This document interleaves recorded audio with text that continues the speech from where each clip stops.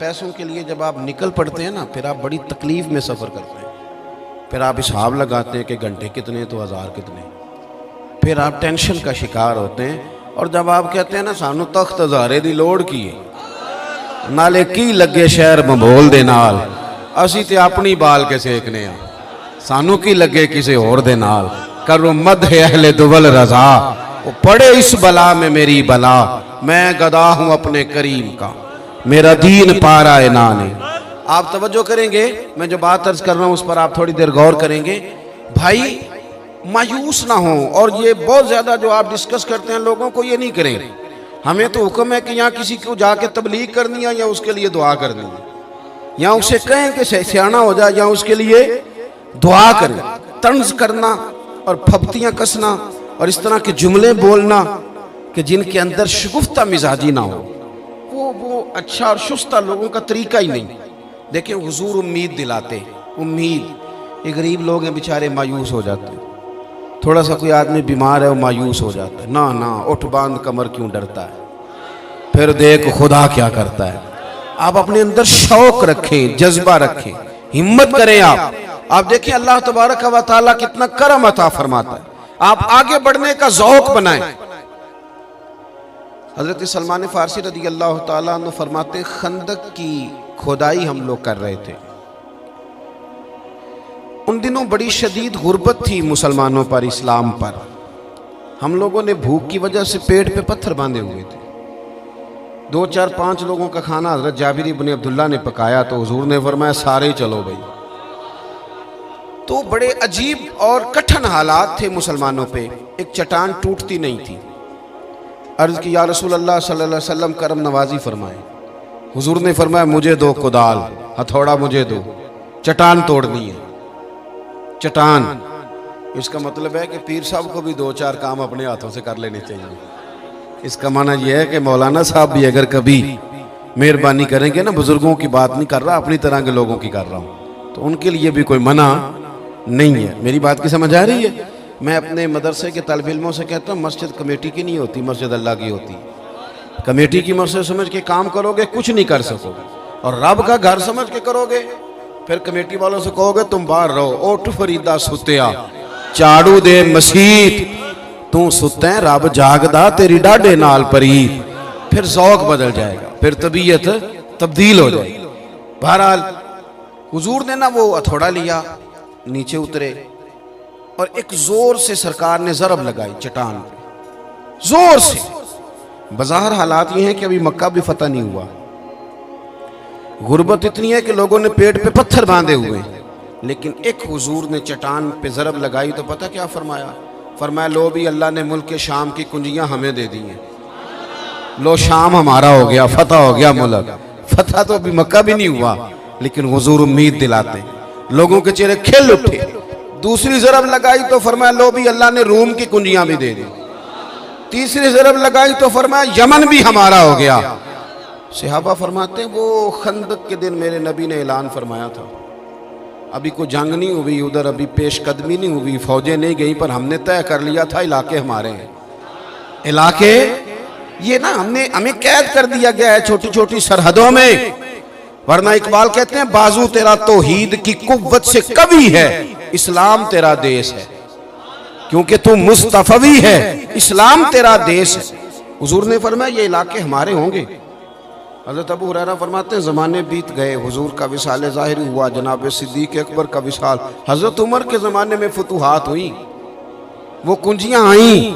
फरमाते हैं चाबियाँ आती थी, लोग कहते थे लो आ गई, तो मैं कहता था आई आ जाए, मिल हमें बड़ी पुरानी गई है, ये हमारे पास ही थी, पुरानी आ गई। उम्मीद का दिया जलाएं, उम्मीद का, और किसी उम्र में भी मायूस ना हो, किसी उम्र में।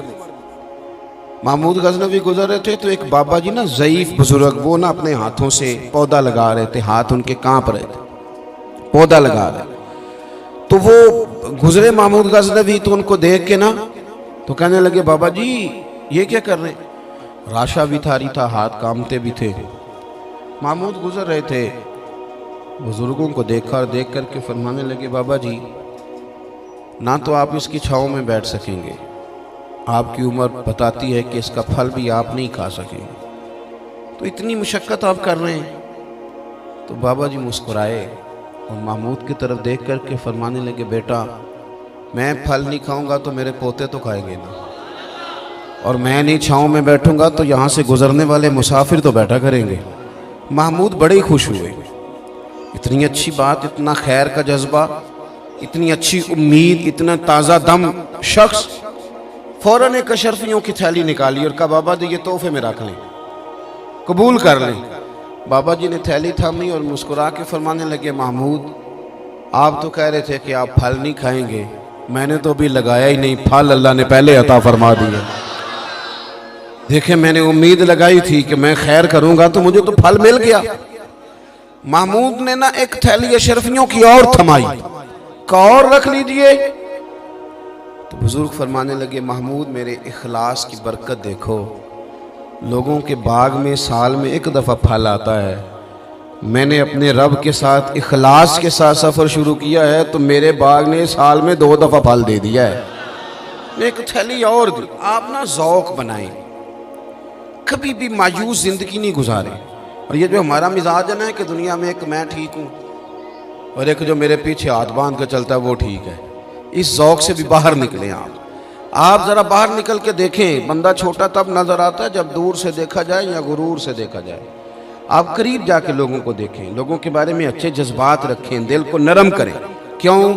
इसलिए कि मेरे महबूब पाक अलैहिस्सलाम ने फरमाया, मेरी सारी उम्मत कभी गुमराही पर जमा नहीं होगी। ये हो नहीं सकता कि सारे लोग ख़राब हो जाए, ये मुमकिन नहीं। एक बात तो ये, और दूसरी बात मेरे भाई, हुजूर ना दाइये इलल्लाह हैं, वदाइयन इलल्लाहि बिइज़्निही व सिराजम मुनीरा। हुजूर ने ना हमारा रुख अल्लाह की जानिब मोड़ा है, अल्लाह की जानिब, तौहीद की जानिब, अपनी रिसालत की जानिब। जिंदगी के अंदर कभी भी आप किसी ओहाम परस्ती का शिकार ना हो। हम चूँकि सूफिया के मानने वाले हैं, हम चूँकि अल्लाह के बंदों की गुलामी करने वाले हैं, तो ये जो अल्लाह वाले होते हैं ये तो अकीदा तौहीद मजबूत करते हैं। शायद बाकी लोग तो तौहीद बताते हों, ये तो तौहीद चखा दिया करते हैं। तसव्वुफ और तरीकत का जो बुनियादी माना है वो मार्फत खुदाबंदी है।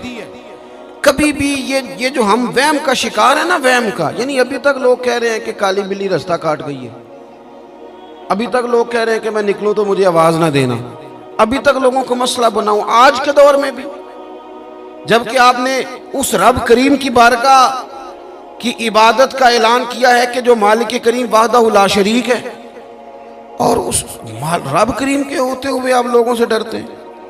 आप इंसानों के बारे में वहम का शिकार हैं। इतना कच्चा नजरिया मेरे रसूल पाक सल्लल्लाहु ताला अलैहि वसल्लम ने ना हमें इन चीज़ों से बाहर निकाला। अहले अरब का ये तरीका था कि वो कुछ वहमों का शिकार रहते थे।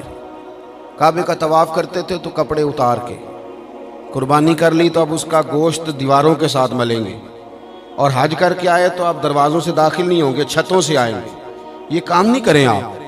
वो जो ओहाम परस्ती है, ख़ास किस्म की वहम का शिकार होना, वहम का, यानी बड़ी माजरत के साथ मुझे ये बात करनी पड़ेगी कि इतना काला जादू, हर तीसरे आदमी को काला जादू, हर तीसरे आदमी को। और खैर से वो जो बताने वाले हैं वो भी बड़ा अनोखा अंदाज उन्होंने इख्तियार किया हुआ है। वो कहते तुझे जादू कर दिए किसी ने। उन्हें किसने कहा? क्या ये मुझे बताने का हुक्म नहीं, मुझे शरारत का हुक्म था, शरारत मैंने कर दी, अब तू घर जाके सोचता रहे। इसी तरह ढेरों किस्म के मलंग हमारे खाते पड़ गए, टल पहने हुए, और वो आ गए। वो लोगों को किस्मत का हाल बताते हैं। आपका तो मुझे नहीं पता, मैंने अपने देहातों में देखा है कि वो सोना भी डबल करते थे, बाद में पता चलता था अब सिंगल भी गायब हो जाता था। हंसे नहीं जी, ऊंचा नहीं हंसना चाहिए कभी भी, ये महफिल है हमारी, संजीदा माहौल है। मेरी बात पे आप तवज्जो करेंगे अजीज, कि आप ओहाम परस्ती का शिकार ना हो, वरना आप और नबी पाक सल्लल्लाहु अलैहि वसल्लम ना जगह जगह हुजूर हमें ज़ौक़ देते, समझाते कि तुमने अपनी तवज्जो अल्लाह रसूल की जानिब रखनी है, तुमने उलझना नहीं, वरना आप कैसे मैदान में निकलेंगे। फौजी कह दे हमें काला जादू हो गया, हमसे जाया नहीं जाता, तो जंग होगी। कोई कह दे हम पर तो वो फलाने ने आज सेव करा दिया है तो हम दफ्तर नहीं जा सकते, तो कारोबार जिंदगी चलेगा। किन चक्करों में पड़ गए। जादू होता है, उसकी हकीकत से इनकार नहीं, लेकिन इतना कच्चा माहौल, इतनी कमजोर बात, ये अहले ईमान का शेवा नहीं है। आप मजबूत रहें।